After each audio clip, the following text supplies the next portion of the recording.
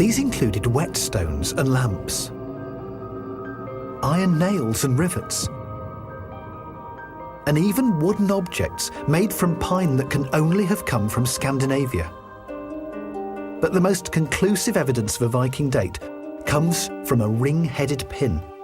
These are found all over the Viking world. So the combination of the building's shape and the objects found inside it meant that it had to have been built and lived in by Vikings. About 100 feet away, along the crest of a low curving bank, lay another hall together with its little outbuilding. But why had the Vikings chosen this particular spot? This was about the only spot they could have buildings and be comfortably dry. This is a dry former beach ridge, and here you have a bog and you have a bog behind you. Would they have brought their ships into the bay then and dragged them up onto this beach here? We think that they brought the boats into the brook and pulled them up here. And the third house, further along the bank of dry land, was by far the most complex.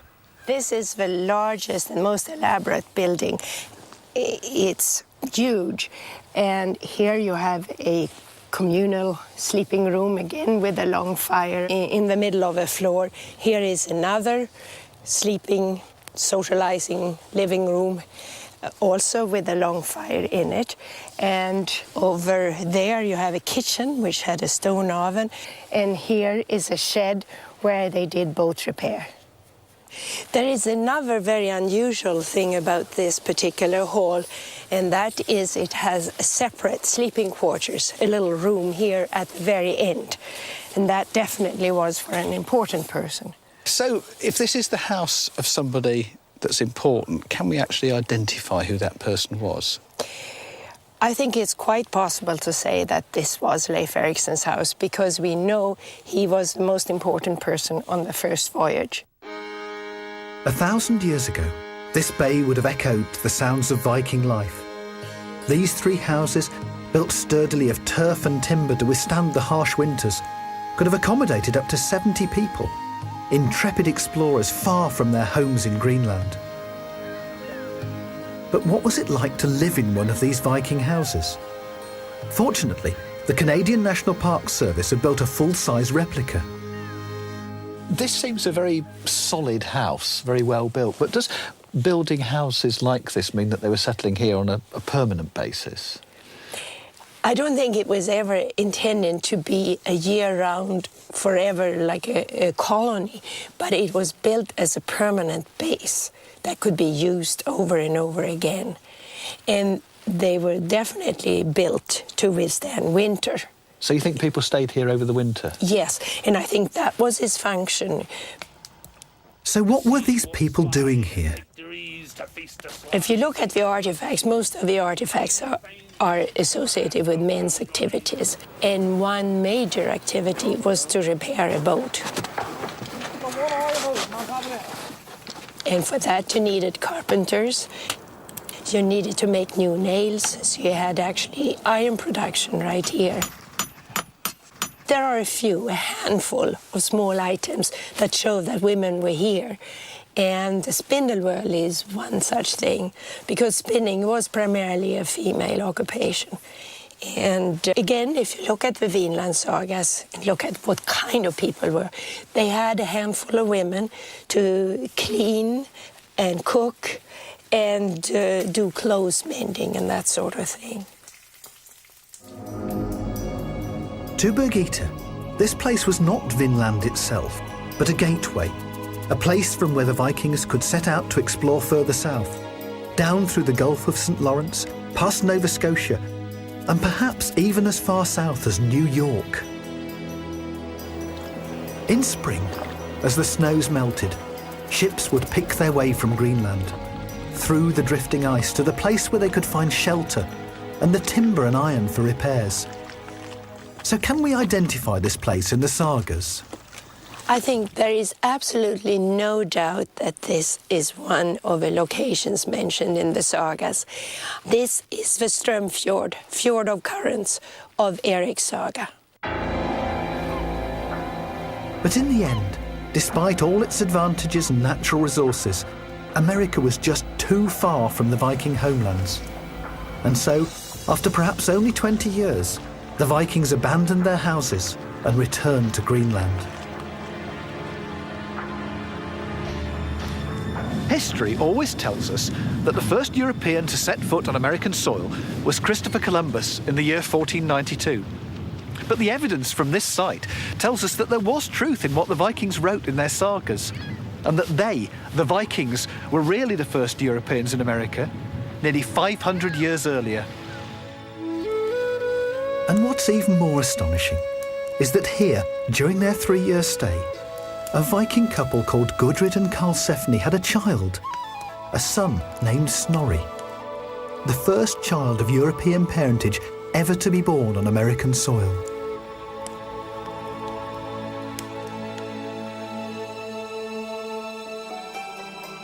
But just as the Vikings were unable to hold on to their American outpost, so Canut's successors were unable to maintain the great North Sea Empire built by England's Viking king.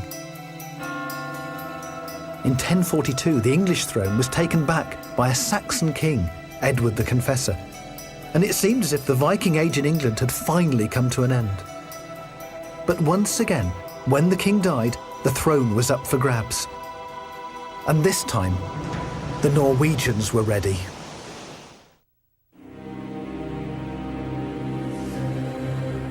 On the 6th of January, 1066, the death of Edward the Confessor, King of England, sparked yet another battle for power. The throne was seized by Harold Godwinson of one of the most powerful Saxon families in the land. But the new king had dangerous enemies abroad, including the fearsome Viking king of Norway, Harald Hardrada, known as the Thunderbolt of the North.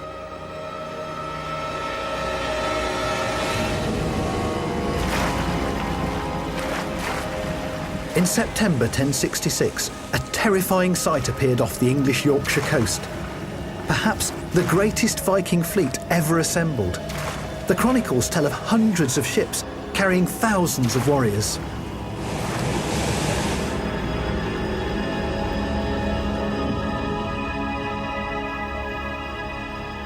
Harold's fleet made its way up the River Ouse, where his army disembarked and headed for York. Here, they met and defeated the city's English defenders. It was first blood to Harald Hardrada, but now the Vikings would have to face the full might of the English army. Just 5 days after the Battle of Fulford, King Harold of England reached the Viking camp at Stamford Bridge. To reach the Vikings, the English had to cross the river. And according to the chronicles, the narrow bridge was held by one ferocious Viking warrior. It looked as if there was no way to dislodge him, until an English soldier went underneath the bridge and skewered him from below.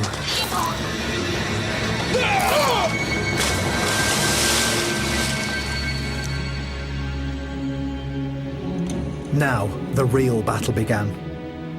The English were outnumbered, and yet slowly they wore down the invaders, until finally Harald Hardrada himself was killed.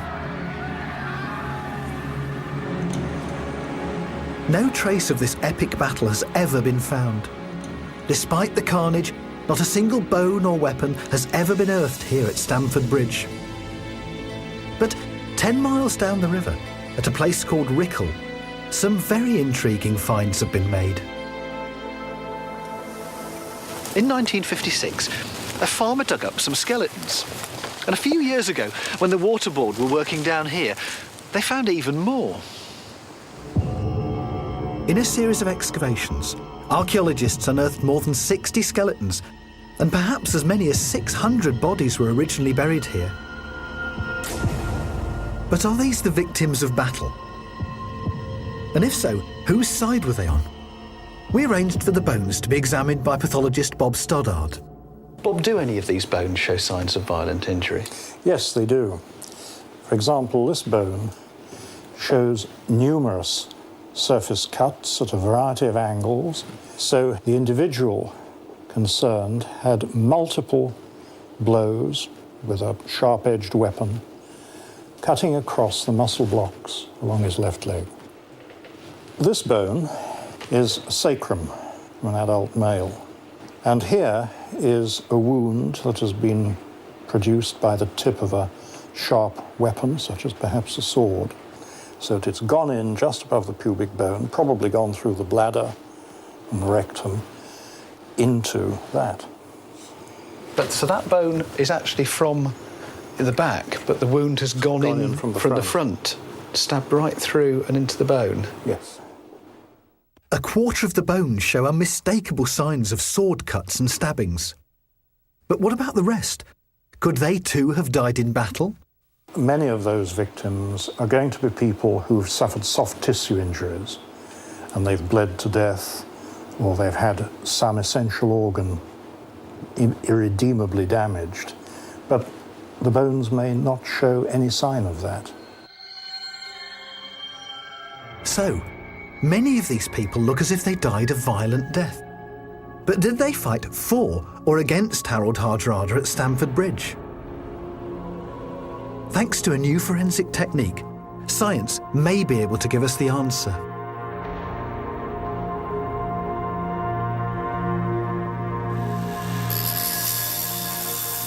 Teeth were removed from 6 of the ancient skulls, and the oxygen isotopes from their enamel were extracted and analysed. These isotopes can tell us about the rainwater that a person drank as a child, and those in English rainwater are very different from those found in Scandinavia.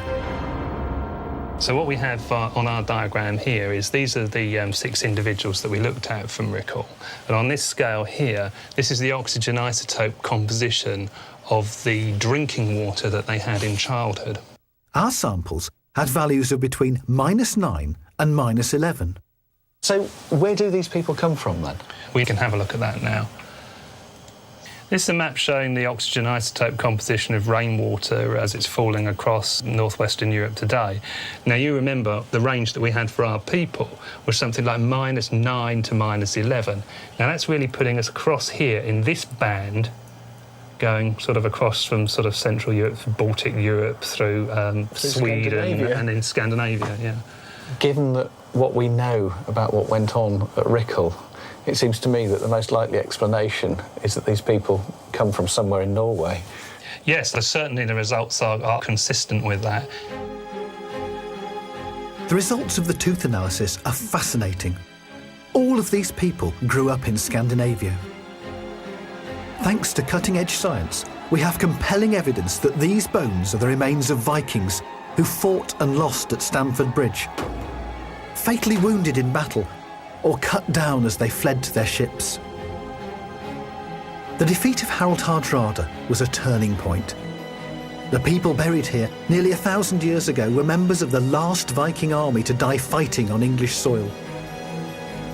Never again would Vikings attempt a full-scale invasion of England.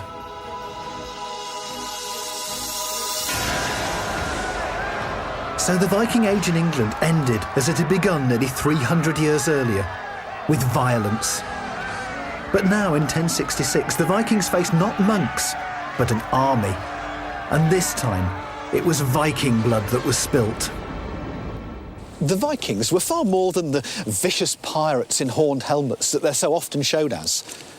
They could be ferocious warriors. They certainly terrorised most of Europe for centuries. But they were also fishermen and farmers who peacefully settled new lands. They were great artists and craftsmen as well. They loved telling heroic tales, and their skills as traders earned them vast fortunes, silver from all over the known world. But above all, they were the greatest navigators, shipbuilders and sailors of their age. Fearless explorers whose ships took them far from their Scandinavian homelands, even as far as America. This has been a presentation of TLC and the BBC, world-class television.